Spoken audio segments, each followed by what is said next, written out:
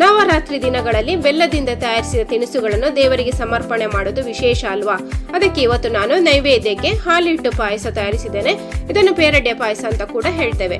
ಇದಕ್ಕೆ 1 ಕಪ್ಪಿನಷ್ಟು ದೋಸೆ ಅಕ್ಕಿಯನ್ನು ಚೆನ್ನಾಗಿ ತೊಳೆದು 2 ಗಂಟೆ ನೆನೆಸಿದ್ದೇನೆ. ನಂತರ ಇದನ್ನು 1/4 ಕಪ್ನಷ್ಟು ನೀರು ಹಾಕಿ ನೈಸಾಗಿ ರುಬ್ಬಿ ತರ್ತೇನೆ.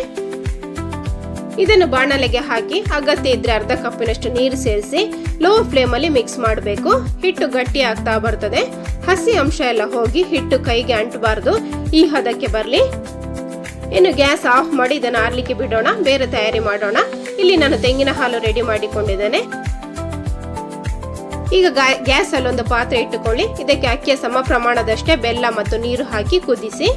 ಬೆಲ್ಲ ಕರಗಿ ಕುದಿ ಬಂದ ಮೇಲೆ ಇದಕ್ಕೆ ರೆಡಿ ಮಾಡಿದ ತೆಳು ತೆಂಗಿನ ಹಾಲು ಹಾಕೊಂಡು ಕುದಿಸಬೇಕು. ಇನ್ನು ತಯಾರಿಸಿದ ಅಕ್ಕಿ ಹಿಟ್ಟನ್ನು ಚಕ್ಕುಲಿ ಮಿಕ್ಸಿಗೆ ಹಾಕಿ ಖಾರ ಕಡ್ಡೆ ಅಚ್ಚು ಹಾಕಿ ಕುದಿಯುವ ತೆಂಗಿನ ಹಾಲಿಗೆ ಎಲ್ಲವನ್ನು ಪ್ರೆಸ್ ಮಾಡಿಕೊಳ್ಬೇಕು.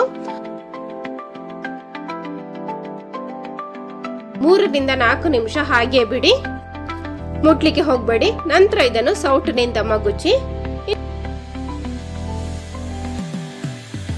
ಇನ್ನು ಇದಕ್ಕೆ ದಪ್ಪ ತೆಂಗಿನ ಹಾಲು ಹಾಕಿ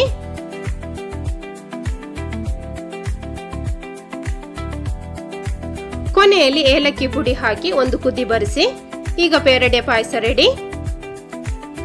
ಇನ್ನು ಇದನ್ನು ದೇವರಿಗೆ ಸಮರ್ಪಣೆ ಮಾಡಿ ನೀವೆಲ್ಲ ತಿಂದು ಎಂಜಾಯ್ ಮಾಡಿ.